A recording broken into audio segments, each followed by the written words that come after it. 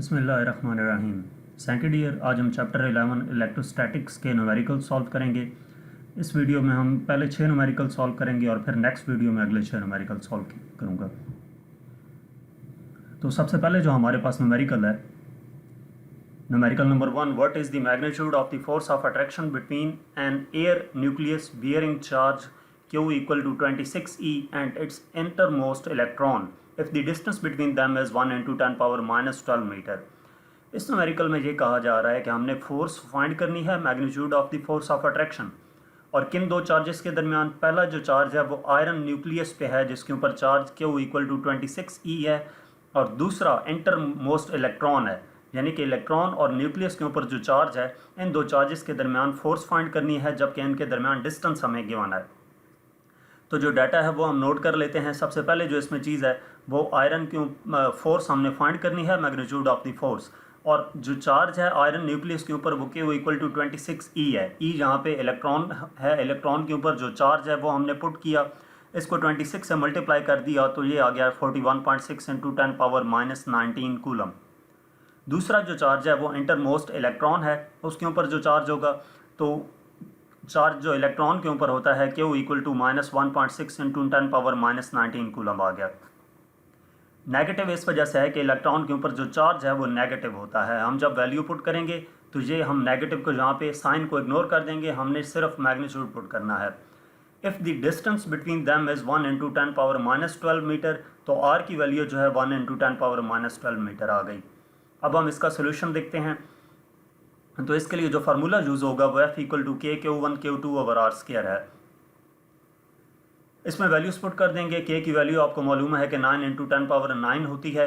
Q1 की value ये value put कर दी 41.6 इंटू 10 पावर माइनस 19 कूलम, और Q2 की वैल्यू है 1.6 इंटू 10 पावर माइनस 19। R की वैल्यू 1.1 इंटू 10 पावर माइनस 12, ये भी हमें गिवन है, इसका स्क्वायर। अब इसको सिंप्लीफाई करते हैं। 9 41.6 एंड 1.6 को मल्टीप्लाई किया तो ये 599 आ गया, और 10 power 9 10 power minus 19 and 10 power minus 19 इनकी बेसिस सेम है, पावर्स ऐड होके 10 पावर माइनस 29 आ जाएंगी। डिवाइडेड बाय इसका स्क्वायर ओपन करते हैं तो ये 10 पावर माइनस 24 आ जाता है।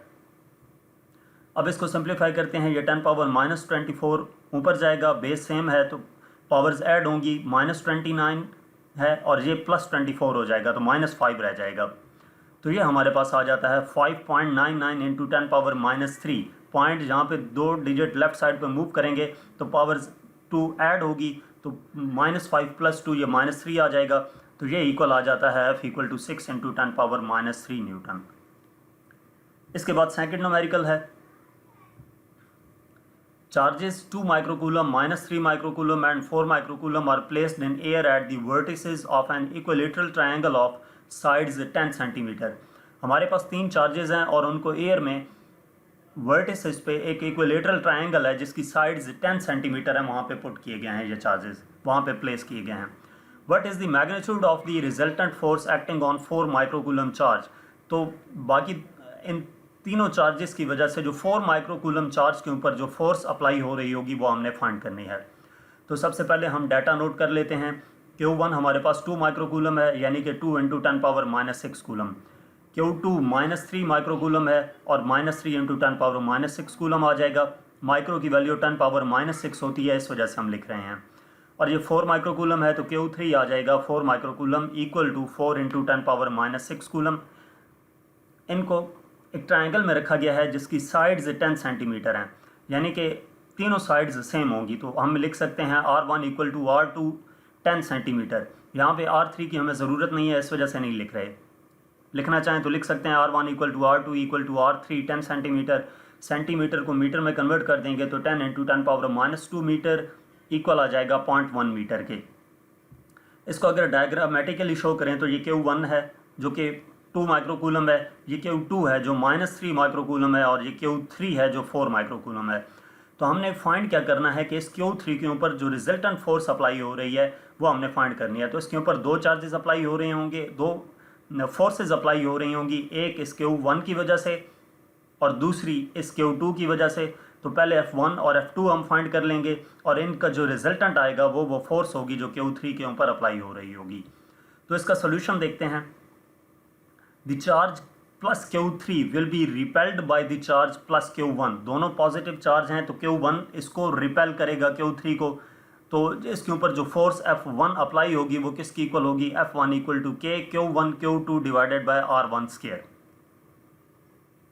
Q1 Q3 इन दो चार्जेस के दरमियान है, दोनों चार्जेस Q1 Q3 को रिपेल कर रहा है, तो इन दोनों चार्जेस के दरमियान जो फोर्स ऑफ रिपल्जन होगी वो हम फाइंड कर रहे हैं F1 equal to K Q1 Q3 over R1 square.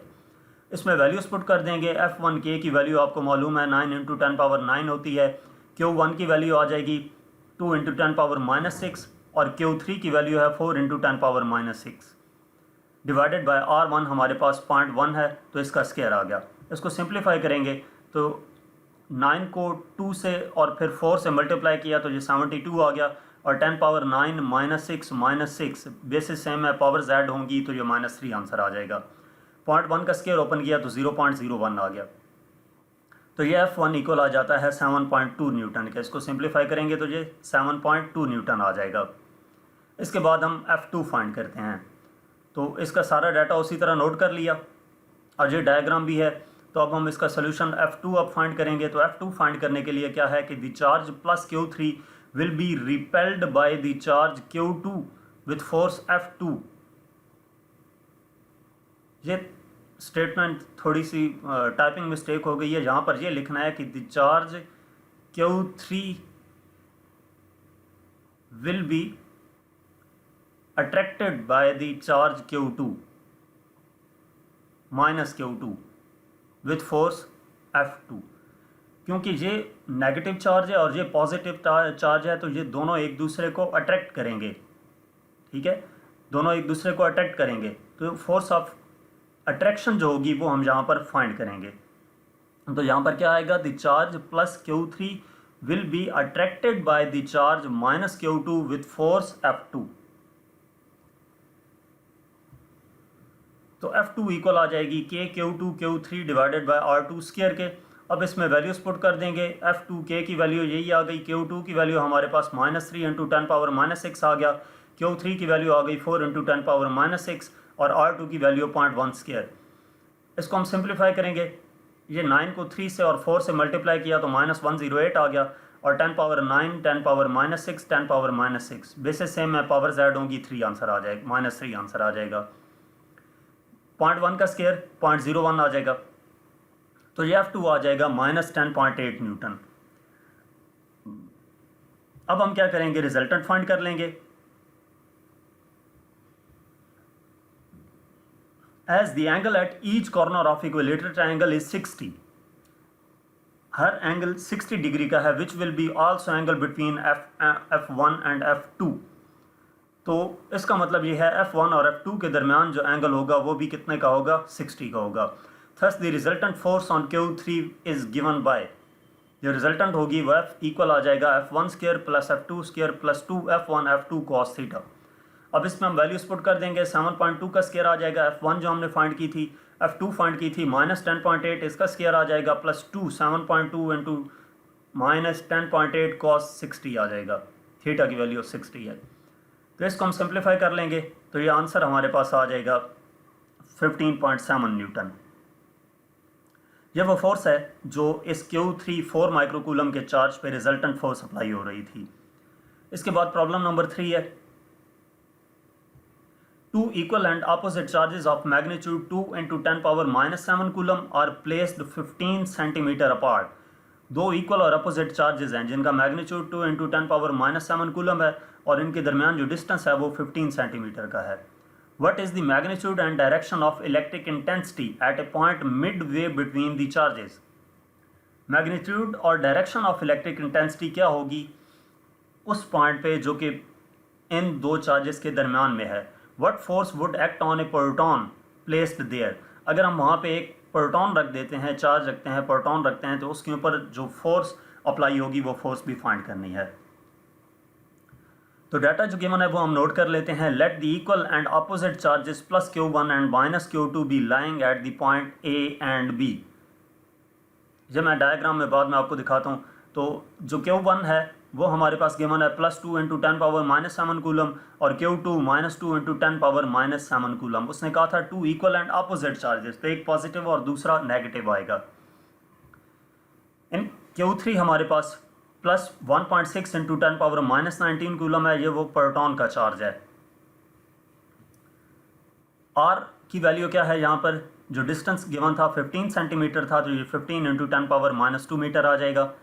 R1 equal होगा R2 के, क्योंकि उसने कहा था कि बिल्कुल मिड पॉइंट पे है, Q1 और Q2 के दरमियान में है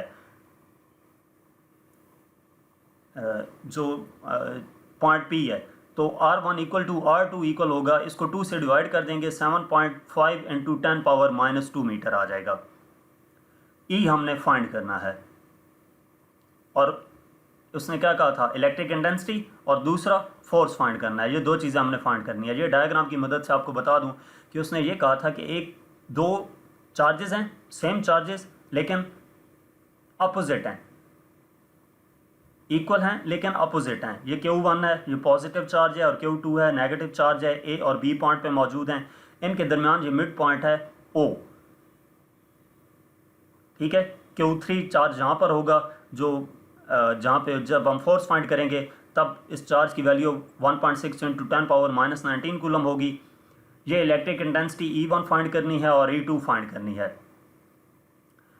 O से A तक R1 और O से B तक R2 ये दोनों सेम हैं। अगर टोटल डिस्टेंस R 15 इंटू 10⁻⁻2 था, तो R1 और R2 यानी कि हाफ हाफ होगा इनका, तो 15 को 2 से डिवाइड करके R1 और R2 7.5 इंटू 10⁻⁻2 मीटर लिखा था।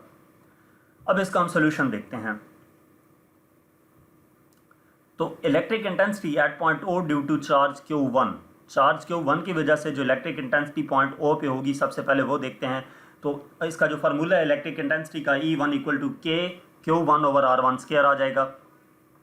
इसमें हम वैल्यूज पुट कर देंगे। K की वैल्यू 9 इंटू 10⁻9 है, Q1 की वैल्यू गिवन है 2 इंटू 10⁻⁻7 और R1 की वैल्यू 7.5 इंटू 10⁻⁻2 का स्क्वायर आ जाएगा। इसको हम सिंप्लीफाई करेंगे तो ये E1 आ जाएगा 32 इंटू 10⁻4 न्यूटन पर कूलम। इसके बाद हम E2 फाइंड करेंगे। तो इस न्यूमेरिकल का सारा डाटा और डायग्राम नोट कर ली। अब हम E2 फाइंड करते हैं। तो the electric intensity at point O due to charge Q2 की वजह से जो इलेक्ट्रिक इंटेंसिटी होगी E2 equal to K Q2 over R2 square आ जाएगा। तो E2 K की वैल्यू 9 इंटू 10⁻9, Q2 की वैल्यू 2 इंटू 10⁻7 है, डिवाइडेड बाय R2 की वैल्यू पुट कर दी, इसका स्क्वायर है। इसको सिंप्लीफाई करेंगे तो 32 इंटू 10⁻4 न्यूटन पर कूलम आ जाता है। As both E1 and E2 directed from point A to B, दोनों क्या हैं, A से B की तरफ हैं, therefore resultant intensity at midpoint O will be E equal to E1 plus E2। दोनों की डायरेक्शन इस पॉइंट O पे सेम है, यानी कि A से B की तरफ है। तो इसका मतलब ये है कि दोनों को हम ऐड कर देंगे, तो ये E इक्वल आ जाएगा 32 इंटू 10⁻4 प्लस 32 इंटू 10⁻4, तो ये आ जाएगा 64 इंटू 10⁻4 के।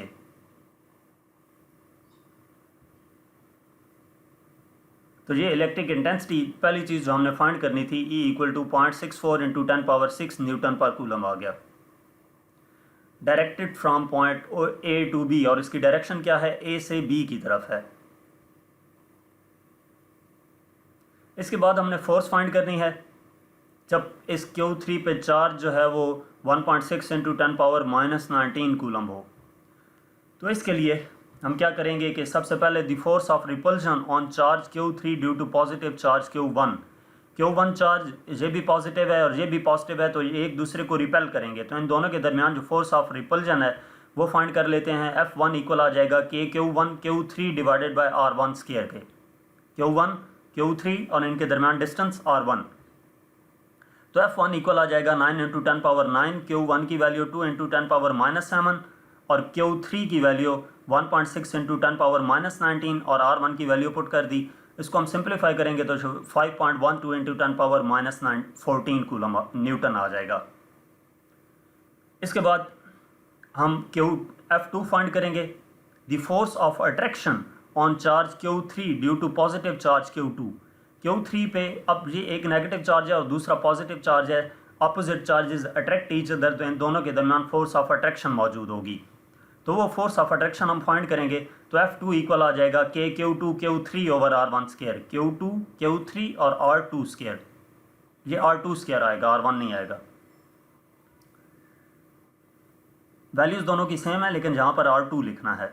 अब हम इसमें वैल्यूज पुट कर देते हैं। F2 equal to 9 into 10⁻9 K की वैल्यू आ गई, ये हमारे पास आ गई Q2 की वैल्यू, ये Q3 की वैल्यू डिवाइडेड बाय R1 की वैल्यू आ गई। इसको सिंप्लीफाई किया तो ये 5.12 इंटू 10⁻14 न्यूटन आ गया। अब as both the forces directed from point A to B, दोनों फोर्सेस पॉइंट A से B की तरफ अप्लाई हो रही हैं, तो इसका मतलब है कि जो रिजल्टेंट है वो इक्वल होगा F equal to F1 plus F2 के। तो F इक्वल आ जाएगा F1 की वैल्यू 5.12 इंटू 10⁻14 जो हमने फाइंड की थी, और F2 की वैल्यू 5.12 इंटू 10⁻14। इन दोनों को हम ऐड करेंगे तो F इक्वल आ जाएगा 1.024 इंटू 10⁻14 न्यूटन के। ये वो फोर्स है जो हमने फाइंड करनी थी O पॉइंट पे। इसके बाद हमारे पास, और इसकी डायरेक्शन भी बतानी थी, तो इसकी जो डायरेक्शन है वो A पॉइंट से B पॉइंट की तरफ होगी।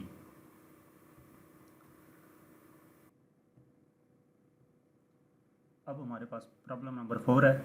To positive point charges of 15 into 10⁻10 coulomb and 13 into 10⁻10 coulomb are place 12 centimetre apart. Find the work done in bringing the two charges 4 centimetre close.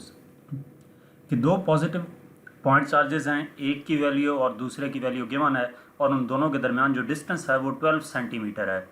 हमने इन दोनों को इतना करीब लाना है कि इन दोनों के दरमियान जो डिस्टेंस है वो 4 सेंटीमीटर तक हो जाए। तो इसका डाटा नोट कर लेते हैं। सबसे पहले जो चार्ज गिवन है उसको Q1 का नाम दे देते हैं। Q1 equal two plus 15 into 10⁻10 coulomb, और दूसरा चार्ज Q2 इक्वल आ जाएगा 13 इंटू 10⁻10 कूलम के। R की वैल्यू जो इन दोनों के दरमियान में डिस्टेंस है वो 12 सेंटीमीटर का है, तो वो 12 इंटू 10⁻2 मीटर आ जाएगी।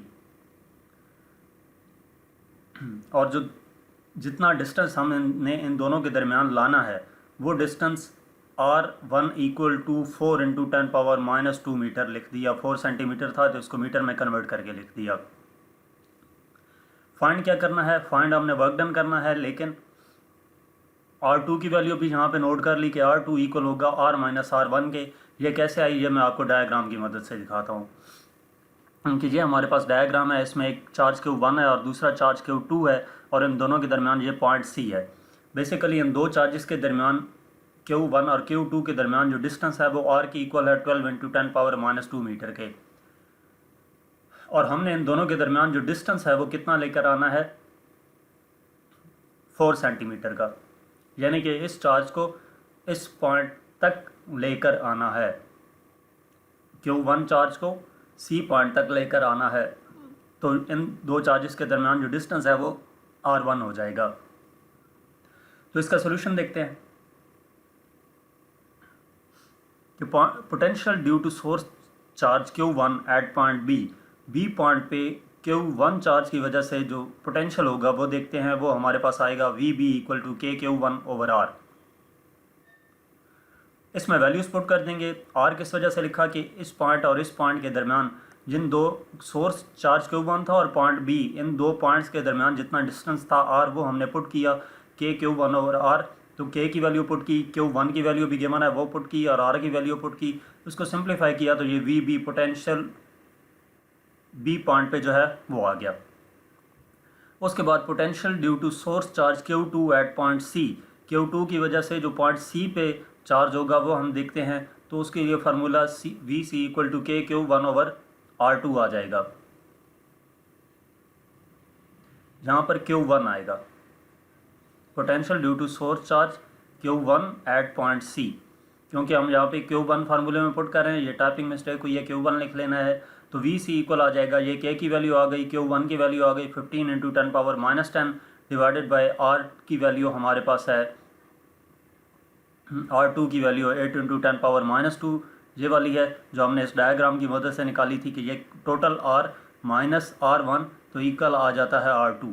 इसको सिंप्लीफाई करेंगे तो ये potential at C point 168.7 volt आ जाता है।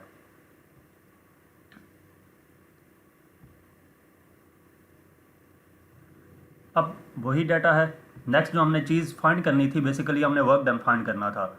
तो पोटेंशियल डिफरेंस डेल्टा वी किसके इक्वल आ जाएगा, V C minus V B के। वी सी में से वी बी माइनस कर देंगे तो पोटेंशियल डिफरेंस आ जाएगा। ये हमारे पास आ जाता है 56.25 volt. But the potential difference is the work done per unit test charge Q2 which is given by. जो पोटेंशियल डिफरेंस होता है वो work done per unit test charge होता है, जो कि हम Q2 की वजह से करेंगे। तो डेल्टा वी इक्वल आ जाएगा work divided by Q2, potential difference work per unit charge. तो वर्क इक्वल आ जाएगा Q2 इंटू डेल्टा वी के। वर्क Q2 की वैल्यू 13, डेल्टा वी 56.25। तो ये वैल्यू पुट की हमारे पास वर्क आ जाएगा 7.31 इंटू 10⁻⁸ जाउल। ये वो वर्क है जो हमने फाइंड करना था। इसके बाद प्रॉब्लम नंबर 5 है। A hollow sphere is charge to 14 microcoulomb. एक हॉलो स्फीयर है जिसके ऊपर चार्ज 14 माइक्रोकूलम है। Find the potential at its surface. Potential find करना है उसकी सरफेस पे, इनसाइड द स्फीयर, और उस स्फीयर के अंदर जो चार्ज है वो। और तीसरा at a distance of 0.2 metre from the surface. और सरफेस से जब डिस्टेंस 0.2 मीटर हो तो उस वक्त पोटेंशियल कितना होगा वो भी फाइंड करना है। The radius of the sphere is 0.3 metre. Radius कितना है, 0.3 मीटर का है। तो हम डाटा नोट कर लेते हैं। क्यों हमारे पास 14 माइक्रोकूलम है तो 14 इंटू 10⁻⁻6 कूलम आ जाएगा। इसके बाद आर की value, radius of the sphere, उसको हमने स्मॉल आर से रिप्रेजेंट किया, ये 0.3 मीटर आ गया। और जो फाइंड करनी है हमने चीज़ें, सबसे पहले potential at surface of sphere, उसके बाद B part potential inside the sphere, और तीसरा है C potential at point P from surface of sphere, जबकि आर की वैल्यू 0.2 मीटर हो। तो इसको अगर हम डायग्राम की मदद से देखें तो ये हमारे पास एक स्फीयर है जिसके ऊपर चार्ज मौजूद है। ये जो ब्लू कलर का शेड आ रहा है तो ये बेसिकली चार्ज को रिप्रेजेंट कर रहा है। तो इसका रेडियस आर है, यानी कि सेंटर से लेकर इस सर्कल तक का जो डिस्टेंस है वो आर है। और यहाँ से जो P तक है डिस्टेंस वो डेल्टा आर है, जो कि 0.2 है। ये पॉइंट P पे हमने जो सी ऑप्शन है at a distance of 0.2 metre from the surface, तो सरफेस से जो P पॉइंट तक डिस्टेंस है 0.2 मीटर का, उसको डेल्टा आर से रिप्रेजेंट किया है। अब इसका सोल्यूशन देखते हैं। तो ये एक पार्ट सबसे पहले हम फाइंड करते हैं, potential due two point charge at surface of sphere. इस सरफेस पे जो पोटेंशियल होगा वो हम फाइंड करते हैं। तो उसके लिए फार्मूला V इक्वल टू के क्यू ओवर आर है। V इक्वल आ जाएगा के की वैल्यू 9 इंटू 10⁻9 आ गई, क्यू की वैल्यू 14 इंटू 10⁻6 डिवाइडेड बाय आर की वैल्यू 0.3 आ गई। तो ये V इक्वल आ जाएगा 126 इंटू 10⁻3 डिवाइडेड बाय 0.3 के। 14 को 9 से मल्टीप्लाई किया और 10⁻9 - 6 ये 3 आ गया। इसको सिंप्लीफाई करेंगे तो जो पोटेंशियल आ जाएगा 42 इंटू 10⁻4 वोल्ट के। अब B point potential inside the surface is same as that at the surface. जो पोटेंशियल होगा इनसाइड द सरफेस वो सेम होगा जैसा कि सरफेस पे होगा। तो वो बेसिकली आ जाएगा V equal to 42 into 10⁻4 volt के। ये आपने मल्टीप्लाई कर लेना है। ये अगर 10⁻3 आता है तो 3 रहेगा, अगर 4 आता है तो 4 रहेगा। ये टाइप करते वक्त मिस्टेक हुई है। जो भी आपको इसको मल्टीप्लाई करके आंसर आएगा दोनों पे वैल्यू सेम रहेगी।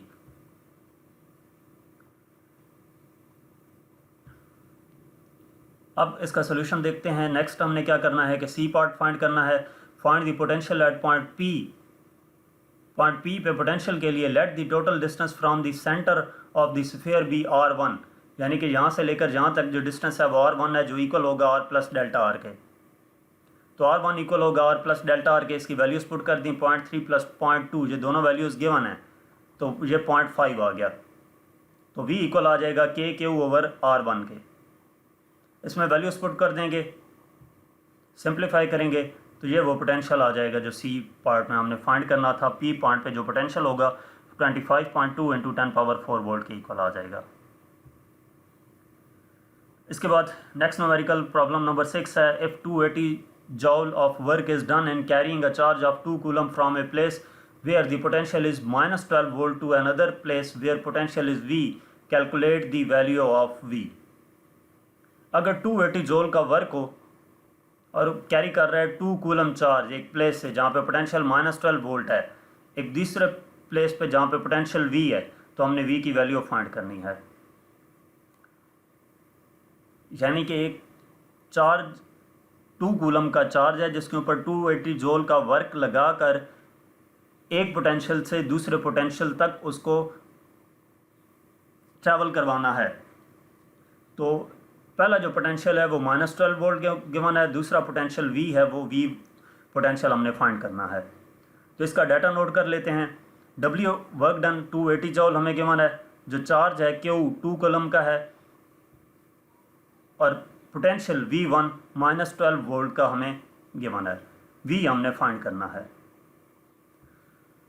तो इसका सोल्यूशन देख लेते हैं कि हमारे पास डेल्टा V, सबसे पहले हम जो डेल्टा V होगा वो डेल्टा V इक्वल आएगा V माइनस V1 के, यानी कि V -12 आ जाएगा तो ये V + 12 आ जाता है। अब वर्क डन इक्वल होता है W equal to Q delta V। तो ये W इक्वल था 280 इक्वल टू Q की वैल्यू 2 है, ये हमें गिवन है, डेल्टा V की वैल्यू V + 12 आ गई।